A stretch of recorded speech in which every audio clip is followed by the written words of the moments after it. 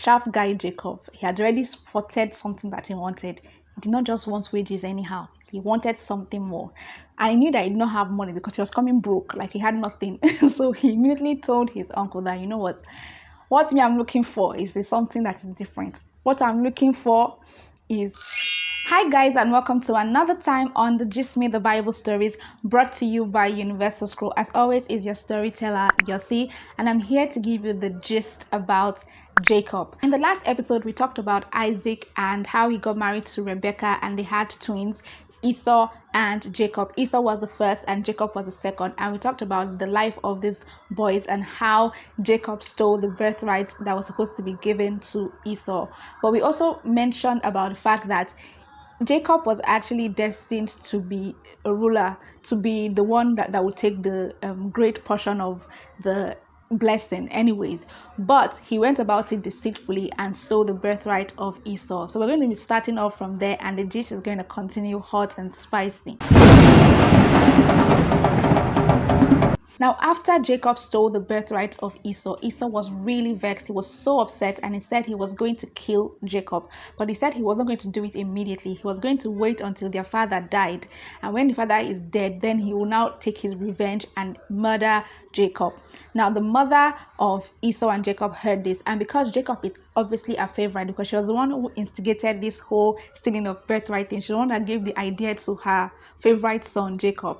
She was so scared. She was like, she doesn't want to lose two children, because of course if Esau kills Jacob, he would also be killed. So she did not just want to lose her two children, and she felt really scared. So she told Jacob to immediately leave and go to her brother's place. Her brother's name is Laban, and he was in Haran. So she told him to immediately get up and leave and go to meet her brother Laban. Now, before he went, she made sure to inform him never to marry from the daughters of the people that they were living amongst. Those were the Canaanites. These people were not people that served God. So she did not want her son to get married to any of the daughters. In fact, she mentioned that she was vexed with the fact that Esau, that is her other son, got married to one of the daughters, to some of the daughters of that land, and so she was really upset about it. So she wanted Jacob not to repeat the mistake that Esau made, and Isaac too concurred and informed him not to make that mistake. Now Esau heard that and he felt really sad, because he now understood that his parents were not happy with his choice of his wives.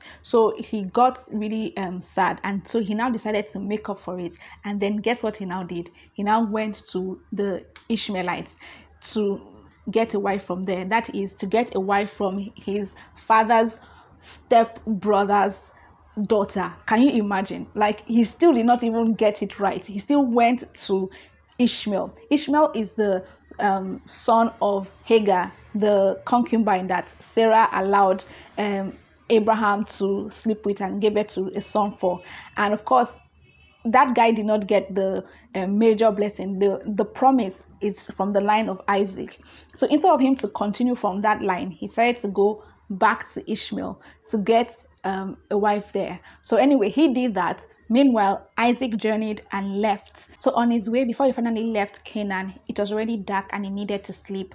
So he just put a stone as a pillow and laid on it. He put his head on it and slept off. And then he had a dream that day. And that dream was a serious kind of dream. That dream was about, he saw a ladder that was, standing on the earth, and the ladder was leading up to heaven, and he saw angels that were ascending and descending up and down from the ladder. And so God then spoke to him and was assuring him that he was going to bless him, and he was going to make sure that he would return back to this land that he was living, and he should not worry. He will ensure that he would go and he will come back, and that he's going to bless him and make him prosper and increase his descendants and all of that.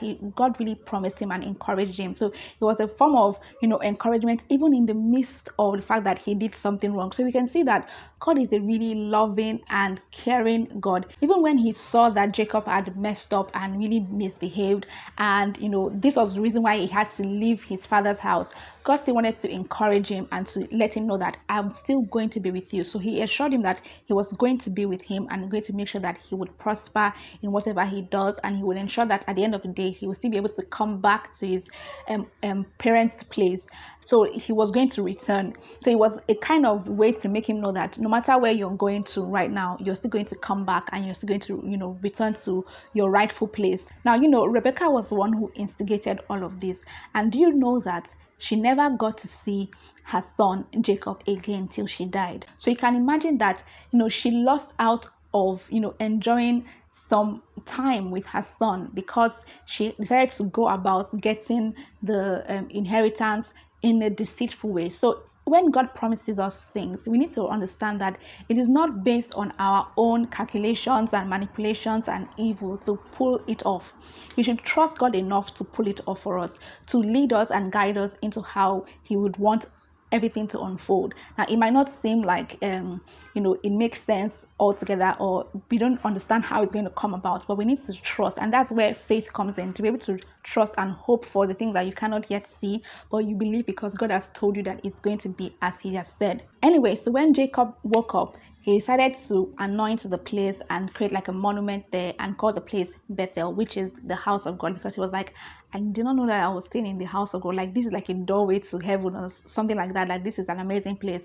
So he called the place Bethel, and then he journeyed eastward and continued journeying until he got to a particular place where he saw a well, and there were people that were there that were gathered to, get water from the well. Now, many of the shepherds will come there and, uncover the well, fetch water and feed their sheep, and then cover the well back and go. So he went there and saw some men there, and he noticed that these men were from Haran, which is the place where his mother's brother, his uncle, lived. So he asked them, like, please, do you know Laban from Haran and all of that? And then they told him, yes, we know him. In fact, see his daughter coming. And so the beautiful damsel of a girl called Rachel was coming, and when he saw her, he immediately uncovered the well for her and, helped her to fetch the water to feed her sheep and everything. And then he hugged her and kissed her, and was really happy to see her. And now, wept, because he wept because, it was quite overwhelming for him to, leave his family, all he knows, everything, and to come to a new place. So he wept and, he just embraced, and it was just a very nice feeling to finally get to where he was going to. And so when she, saw him and, all of that happened, then she, immediately went to meet her father to inform him that Jacob was around and Jacob was going to be staying with them. So Jacob, moved to their house, and that's how Jacob started to live with Laban. Now, after working for about a month in Laban's house, Laban now called him and was like, I know that you are my nephew and all, but that doesn't mean that you should be working for free in my house. I need to pay you wages. But sharp guy Jacob, he had already spotted something that he wanted. He did not just want wages anyhow. He wanted something more. I knew that he did not have money because he was coming broke, like he had nothing. So he immediately told his uncle that, you know what me I'm looking for is something that is different. What I'm looking for is this fine daughter that you have called Rachel. She's really a beautiful specimen of a woman, and that's the woman that I want to marry. And I don't have money to pay for bride price and all those other things. I don't have money. So the way I'm going to do it is, I want to work in your house for 7 years. I'll work for 7 years as my payment for being given Rachel, because he had no property, he had nothing, but he wanted a woman. So he was ready to work hard to get her. And so the father was like, okay, no problem. I would give you Rachel. This is fantastic. No problem. I'll give you Rachel. And so Jacob worked for 7 years. And when he finished working for that long, it was now time for them to do the marriage. So they did the whole ceremony and everything. It was beautiful. And so he was given wine to drink. And of course, because of all of the whole drinking and all of the celebrations and everything, he went in finally at night. It was dark to, consummate with his wife. And in the morning, when he opened his eyes, he now saw Leah. Apparently, Laban has 2 daughters, and Leah is the older one, while Rachel, the woman that Jacob actually liked, was the younger one. And so Jacob was really pissed and was like, wait a minute, are you telling me that the woman that I consummated with is not Rachel? And in my mind, I'm wondering that, are you blind?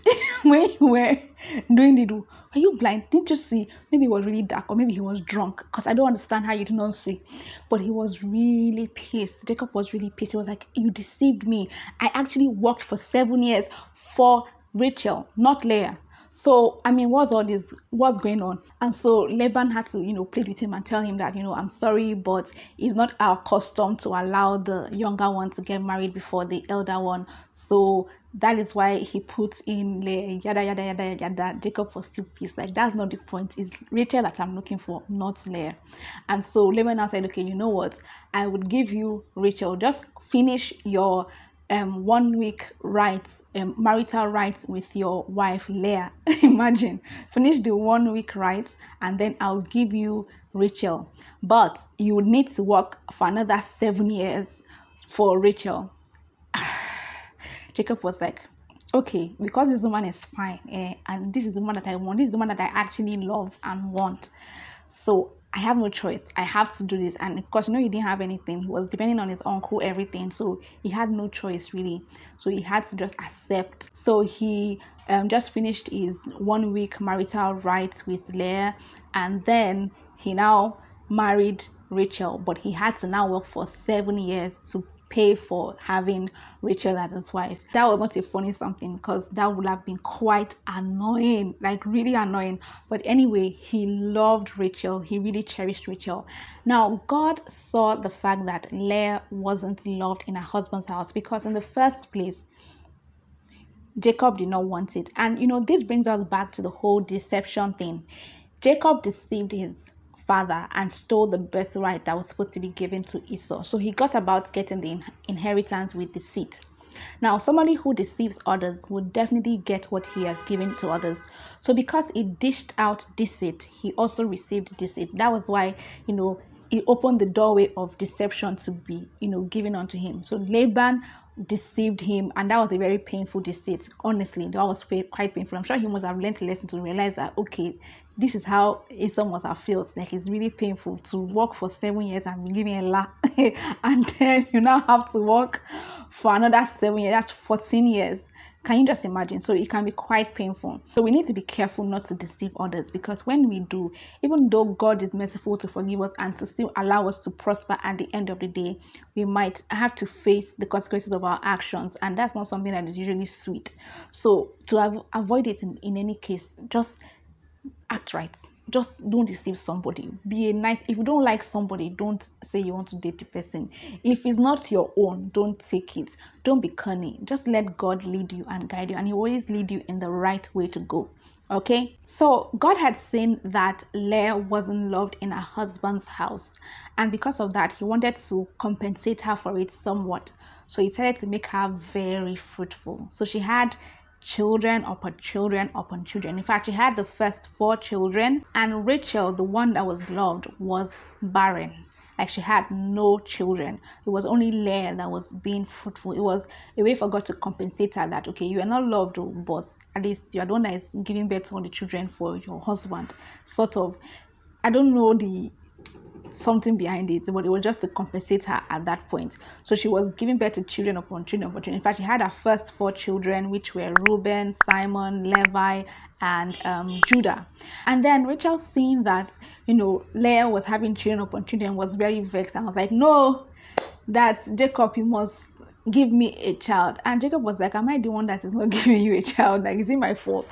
She was like, okay, in that case, I'm going to give you my maidservant to consummate with and give me a child by her. Now, it was a custom of that time for the wives to give their maidservants, the female maidservants, as concubines to their husbands and have children through the concubines. It was a norm. It was a custom at that time. So it was not something that was absurd. So she gave her maidservant to him, and she gave birth to 2 children for Jacob.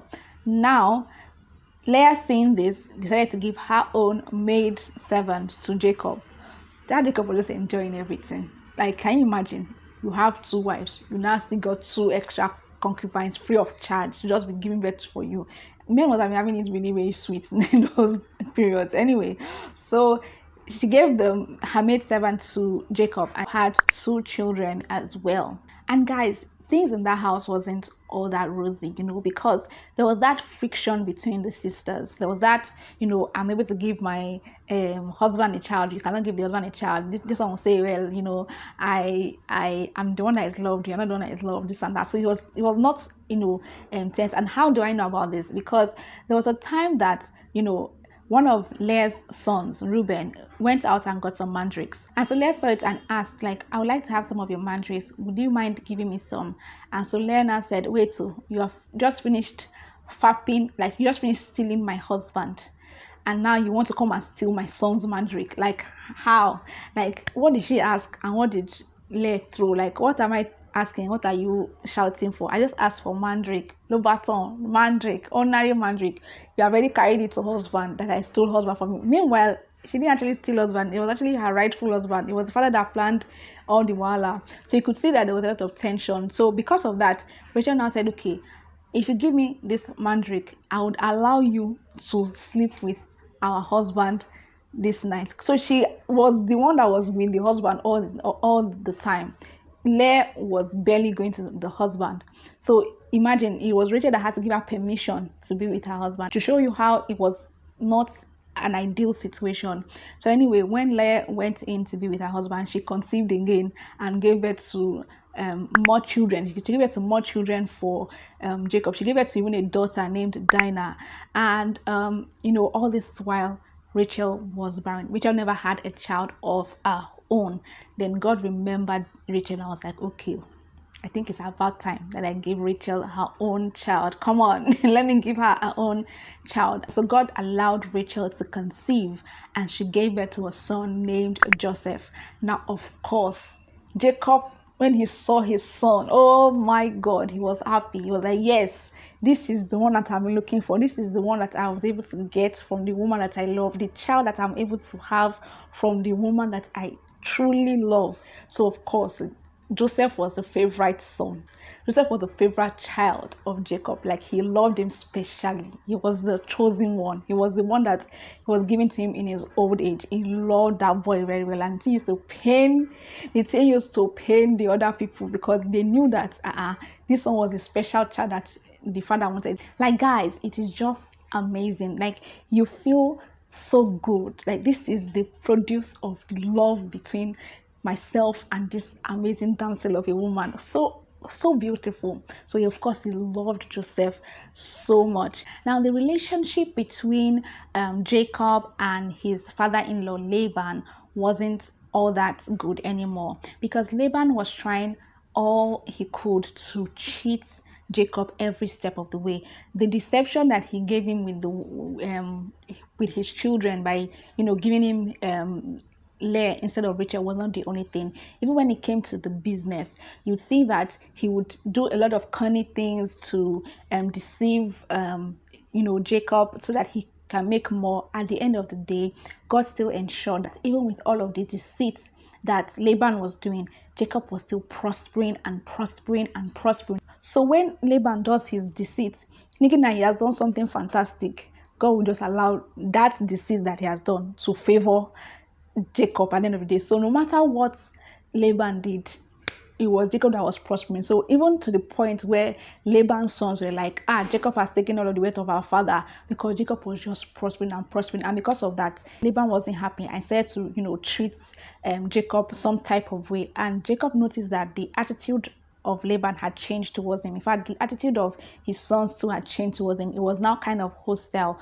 So Jacob knew, I have stayed long in this man's house. It's time for me to go to my father's house, because this one, he will kill me. So he called his wives and informed them that, see what your father has been doing. He has been deceiving me since even the marriage of my two wives. You know how he did all this wala, and even in the business he has been deceiving me. He did this, he did that. He just shared everything. He opened up to his wives and shared everything with them and told them, see, I have to leave. So what is it going to be? Are you guys going to go with me? Are you guys with me or against me? Like, are you guys going to come with me? And the wives were like, you are the one that's paid our bride price. You are the one that has married us. We don't have any inheritance with our father anymore. We are now your responsibility. I mean, we're going with you. Anywhere you go, we would go. So that was how it was. So immediately Jacob packed his things with his wives, and they secretly left Laban's household and started to journey towards Jacob's family house, where Isaac was and where Esau was and everybody was. And so they kept on journeying and journeying and journeying.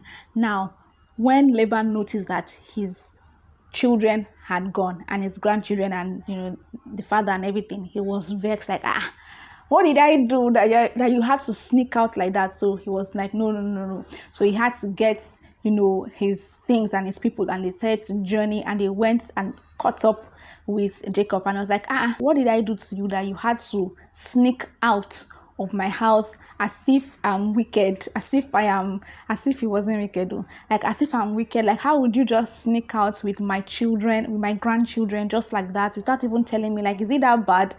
It's that bad, uncle, in case you don't know. It is that bad. But Jacob was like,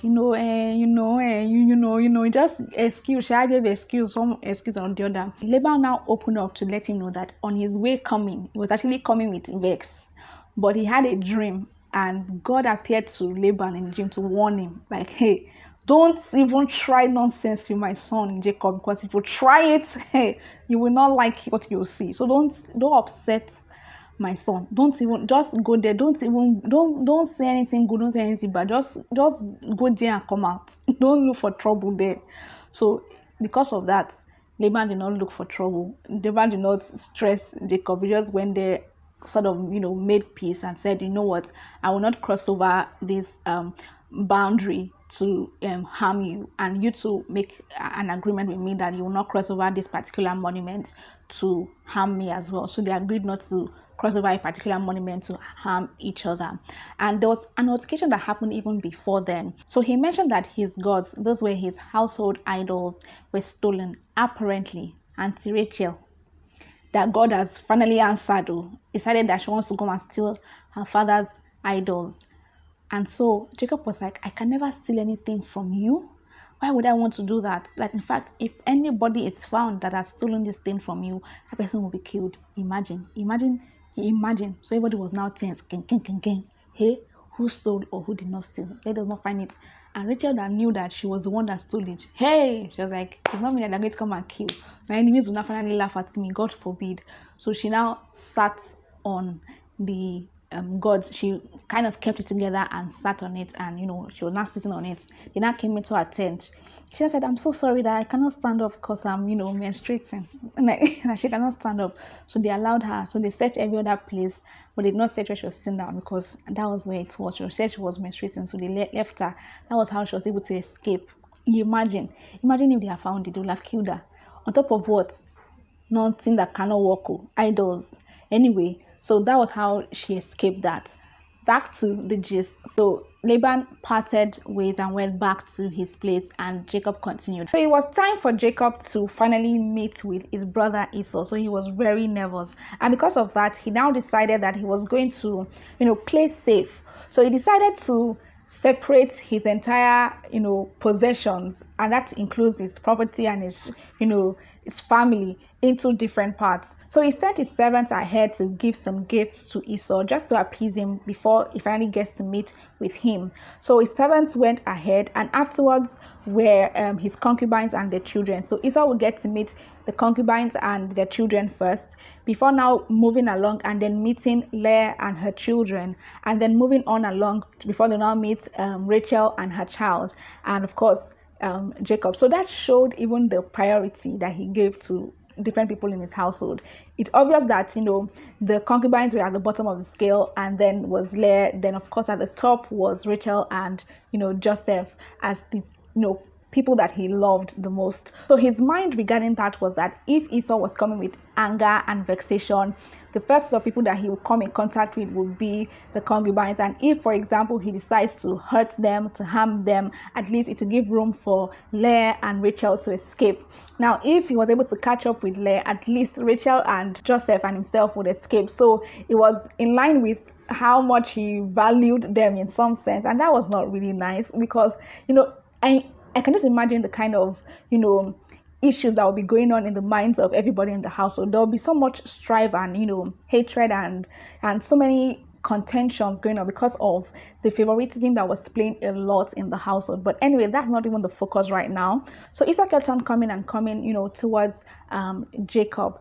Now, Jacob decided that his wife, Rachel, and Joseph should move across a particular boundary, so that it can be at a particular place, because he wanted to meet with his brother Esau alone, so that if Esau decides to smite him, at least it will give room for Rachel and his son, his favorite son Joseph, to escape. So he asked them to go across while he would wait for Esau to finally meet with Esau. So Esau had met the other people and was coming and coming. But that night, before he was going to meet with Esau, Jacob was alone, and then God came to meet him in the form of a man. And Jacob decided to wrestle with the man all night long. Wrestled with the man all night long. And then it was time for the guy to go, and he was like, I want to go. But Jacob would not let him go. So this God man now, touched the hip of Jacob and dislocated it. And so that was how he was able to free him away. Then Jacob was like, I won't let you go until you bless me and all of that. He had now recognized that that was God that came in that form. So the man now blessed Jacob and told him that he was going to be fruitful and multiply his descendants and make him a great man and all of that nice blessings that he heaped on him. And then now told him that his name is going to be changed from Jacob to Israel, and that becomes the unveiling of the name Israel. And that was because he fought with man and God and prevailed. That was the essence. And so he named him Israel. But he did not immediately start bearing that name at that instant. It took a while before he started to own that name and start being called Israel.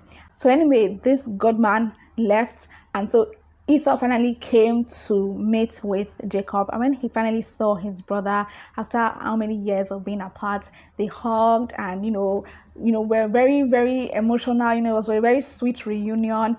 And then Esau was like, I saw all the gifts that you sent me. Like, you really don't have to. I'm blessed, I'm content, I have enough that I need. I don't need these gifts, so thank you very much, but I'm okay. And he has forgiven him and everything is fine, it's all right. And Jacob insisted that, I know that I vexed you, so please just have this gift as my way of showing love to you back and everything. Let's just just take my gifts. And so Esau took the gifts, but it's not like he needed it, because God actually even still blessed Esau a great deal.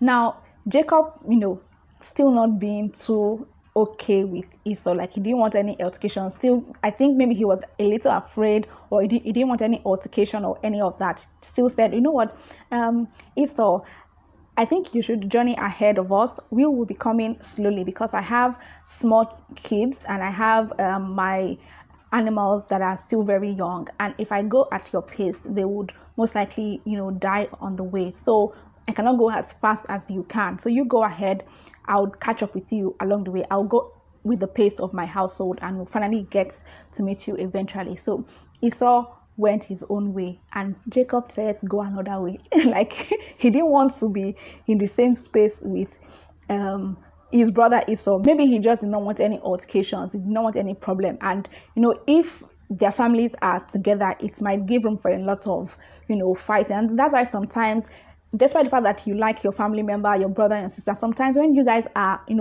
adults and mature and you're together, it can allow for some sort of quarrels that can go on, because as you are expanding, this person is expanding, there will be some clashes. So to avoid that, it's better for people to stay on their own. Well, that's my opinion anyway. So Jacob decided to journey to another way, did not go where his brother was going. So he went towards Shechem.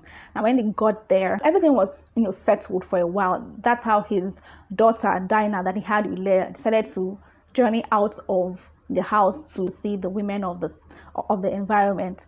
And there's this guy named Shechem who now decided to rape her.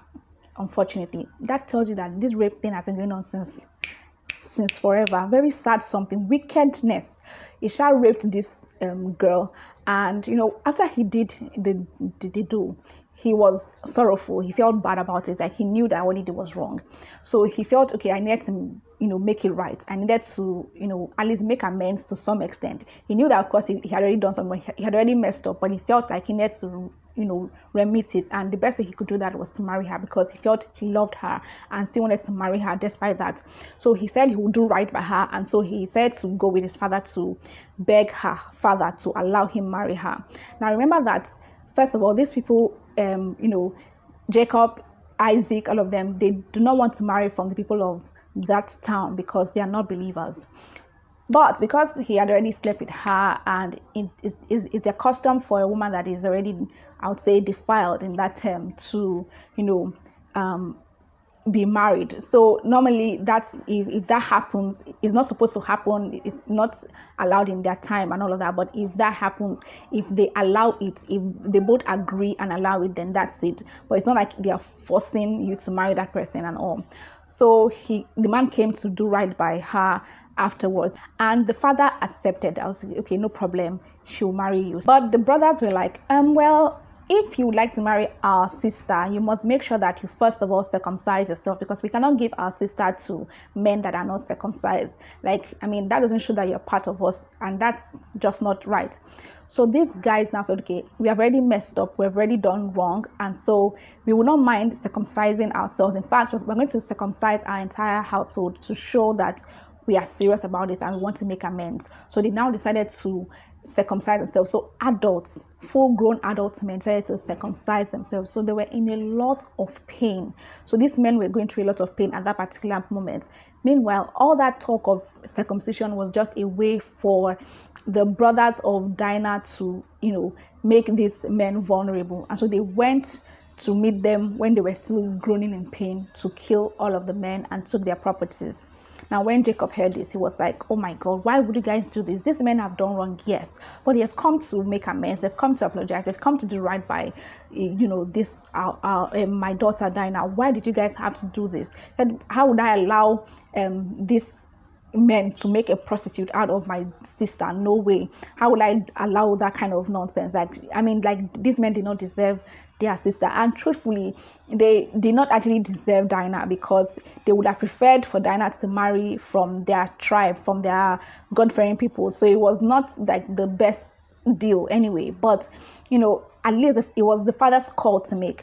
So Jacob was pissed and was like, you know what, we cannot stay in this environment any longer, because if we do, the men of this city will hear about what happened between these families and would come after us to kill us. So let's pack our things immediately and leave this place fast. So they packed their things and left. Now God allowed for a special kind of, I would say, supernatural dread to fall on the people of Shechem to prevent them from even thinking of chasing after Jacob. So they just did not pursue Jacob to hurt them. And so Jacob and his household journeyed and moved to Bethel. Now remember, Bethel is the place that Jacob, slept and saw the ladder that was on earth that was ascending to heaven, and saw the angels ascending and descending from the ladder. So that was where they finally moved to Bethel. I remember that God said that he would allow him to come back to that place, and of course come back to his family and all of that. So he finally got back. So it was very fantastic. It was a very good thing for them to get to that place. They finally got to their Bethel, the house of God. Bethel means the house of God. So they got there and it was all beautiful. Then Rachel got pregnant again and gave birth to a son. But unfortunately, she had complications in her, childbearing, and so she died as a result of the childbirth. And before she died, she named the son Ben-Oni, which is, son of sorrow, sort of, because she sorrowed so much to give birth to the child. However, Jacob was like, no, my son is not going to bear Ben-Oni. He's going to be called Benjamin, which is a very beautiful name. So he named the son Benjamin, and that was how, they settled there. Then later on, Jacob still had to meet his father Isaac. So he met Isaac, and, things were all right. Then when Isaac finally died at a very old age, Isaac and Esau went, together to bury their father. Remember that their mother Rebecca had died before Jacob even got back. So he never got to see his mother since the time that he left. That was a very sad thing that happened. However, he was able to at least, bury his father.